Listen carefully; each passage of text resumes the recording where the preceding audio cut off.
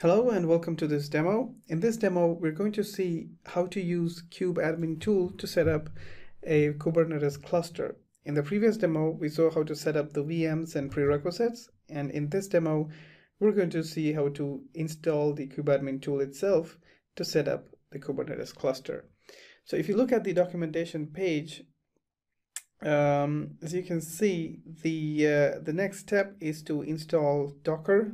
So we've gone through the prerequisites, and if you look at the steps that we have outlined here, we have the first step, which is identifying the master and worker nodes and configuring the prerequisites on those nodes, which is done. And the second step is to install Docker on all the nodes, and that's what we're going to do next, followed by the third, fourth, fifth, and sixth steps. Now, if you look at the documentation here, that provides you with instructions on installing Docker on an Ubuntu system, it need not necessarily install the latest version of Docker, the latest and the supported version of Docker on your system if you follow these instructions. So it is always better to refer to the official Docker installation guide, and there's a link that is provided here. So if you go to the link, it takes you directly to the Get Docker website, and here under Linux, you can select Ubuntu. So since I'm on Ubuntu, I'm going to select Ubuntu, and if you scroll down, you have instructions here to install Docker. So I'm going to start with the first one, which is setting up the repository. First, I'm going to update my repository index. So I'm going to run the sudo apt-get update command, and I'm going to run that on all the 3 nodes.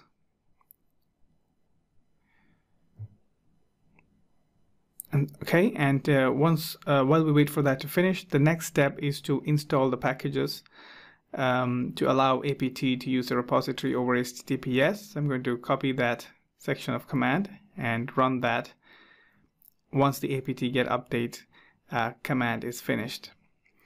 And I'm going to run that command on all the 3 nodes.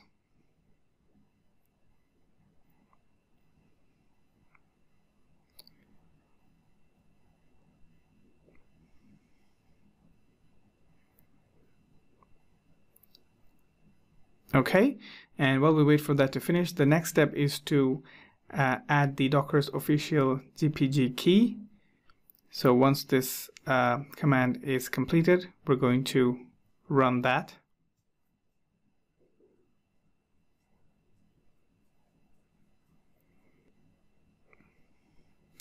Okay, so that's added successfully on the master node, and we're going to repeat the same on the other 2 nodes. Okay, now I have successfully added the key on all the 3 nodes. You can optionally verify if the key is added successfully following the next step, but for now I'm going to skip that. In the next step, I'm going to set up a stable repository for installing Docker on my Ubuntu system. So I'm going to run the add apt repository command on all the nodes. Once that is done, the next step is to install Docker. For this, first we're going to run the apt-get update command on all the 3 nodes, since we have added a new repository.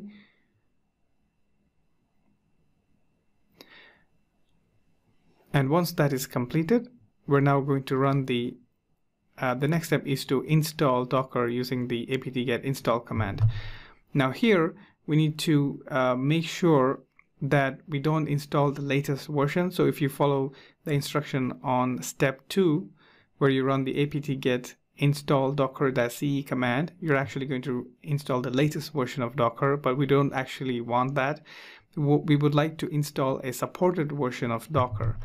To find the supported version of Docker with Kubernetes, go to the Kubernetes documentation page under changelog and search for Docker version, and you'll see the supported Docker version. In this case, we see that it is 17.03. So that's what we need to install.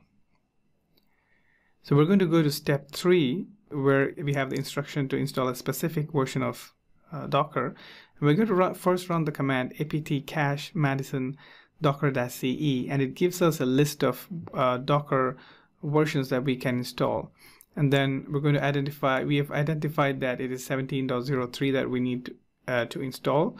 So we're going to use the command on the next step, which is apt-get install docker-ce equals, and then we're going to provide the version of Docker we would like to install, which in this case is 17.03.2. We'll copy the same command and run it on the other two nodes.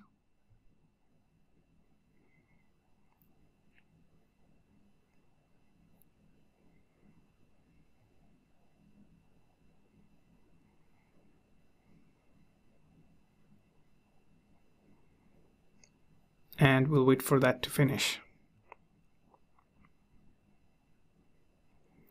Once the installation is complete, we will run the docker version command to verify that the installed version is 17.03. And we'll do that on all three nodes.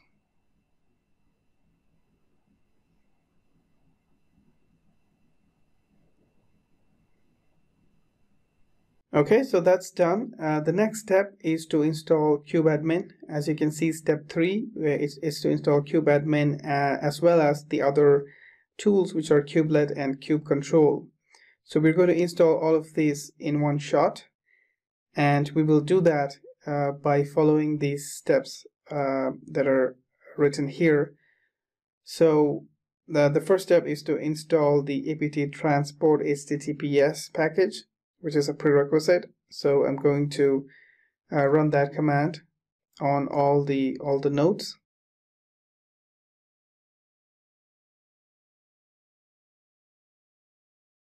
Okay, so that's completed on the kube master, and I'm going to run that on the other nodes right now.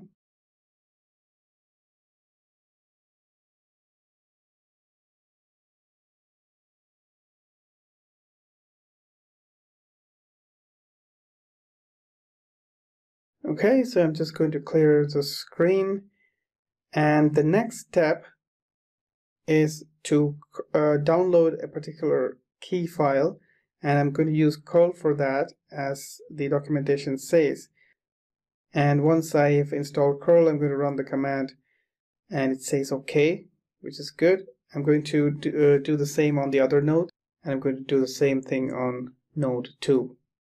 Okay, so that's successful on all the three nodes. Just going to clear my screen. The next step is to add the sources list into my sources.list directory. So I'm going to copy that whole section and paste that. So what it basically does is it adds an entry to the particular file under sources.list, and then updates the repository using the apt-get update command.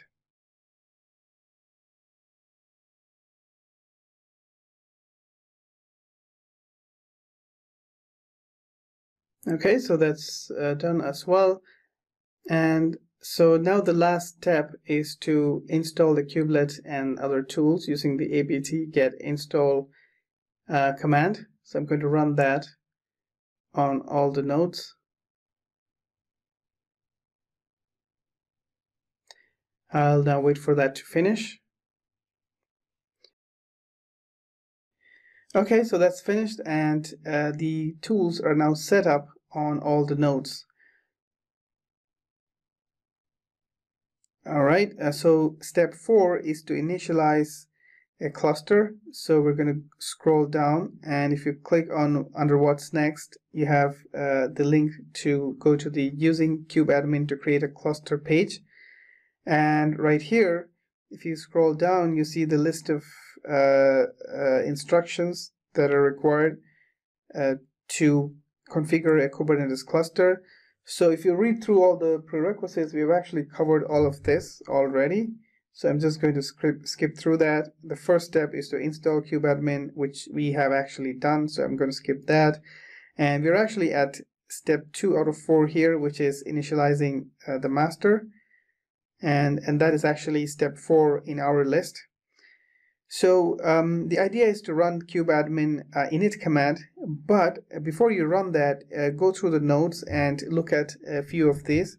So if you look at the second point under the nodes section, you can actually see that it says you need to choose a pod network plugin in the next step.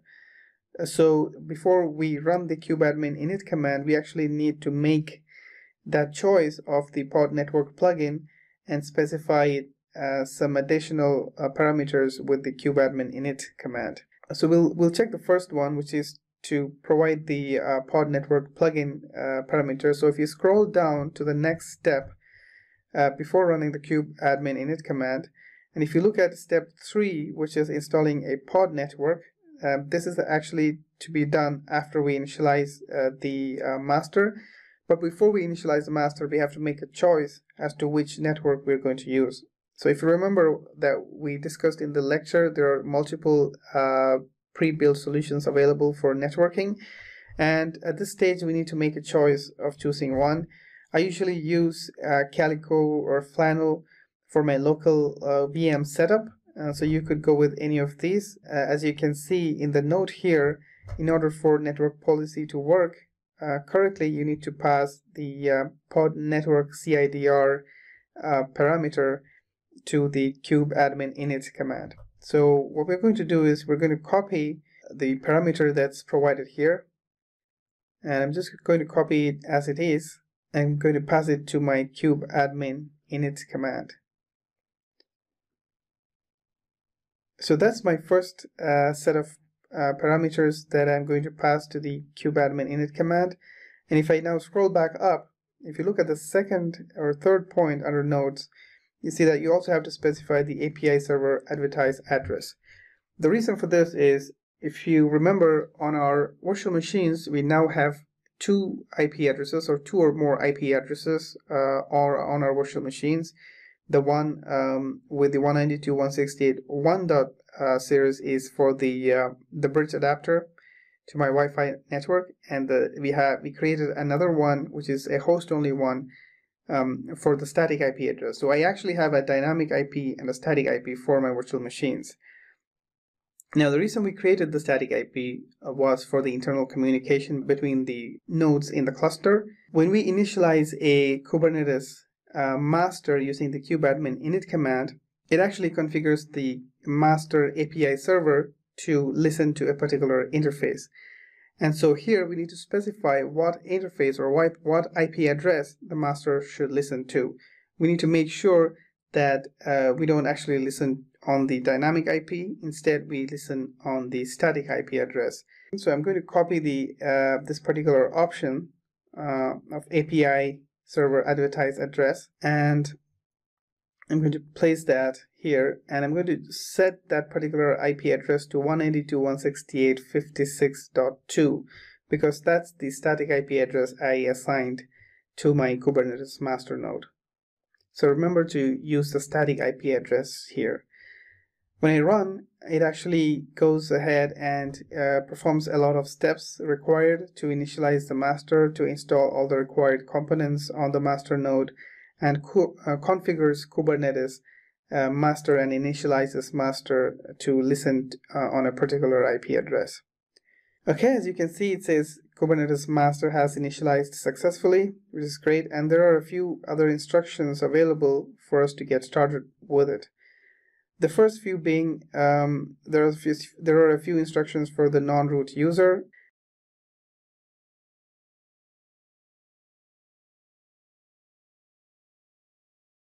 And it also says that you can make a record of the kubeadm join command that is part of the output. This is so we can use that later while on the worker nodes while joining to the master. So I'm just going to copy that, and I'm going to save that temporarily in a notepad.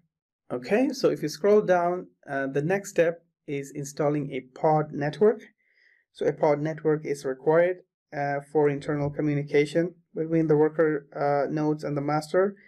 And we will actually go through this pod networking in much more detail later during the networking section. So for now, we're just going to follow the step as is to get it set up and it's actually easy to set up this particular networking.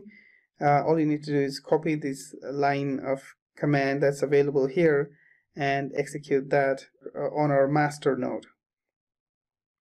And when we actually do that, what it's doing underneath this, it's actually spinning up a set of Kubernetes services to set up internal networking. If you read here, it says once a pod network has been installed, you can confirm that it is working by checking that the kubeDNS pod is running in the output of the kubecontrol get pods all namespaces. So if you copy the kubecontrol get pods all namespaces command and execute that, you'll actually see a set of services that are being spun up by Kubernetes. And if you see there's one called kubeDNS, make sure that it is in a running state. It may take a few minutes for this to come up, so you'll just have to wait and give it some time. As you can see, it's running, so we are good. So the next step and the final step is to join the worker nodes to the master node. And this is where we will utilize the command that we saved. So I'm going to open up my notepad where I saved the command, the kubeadmin join command, and I'm going to run that command on my worker nodes. And as you can see, it comes back with a message that says successfully established connection with the API server. That's a good sign. And I'm going to run that on both the nodes. And once I do that, get the command kubecontrol get nodes and run it on my master. And when I run it on my master, I should be able to see the two other nodes that are listed here. In this case, the second node is not ready yet, so we'll just give it some time. And when you run the command again, you can see that it is now in a ready state. We could now test a deployment by running the kubecontrol run nginx command. And there you can actually see that it's created successfully and it's actually running a pod, which is a good sign. So that's it for this demo. In this demo, we set up a Kubernetes cluster using the kubeadmin tool, and we ensured that the communication between the master and the worker nodes is successful and the nodes joined the cluster successfully. That's it for this demo. Thank you for your time, and I will see you in the next lecture.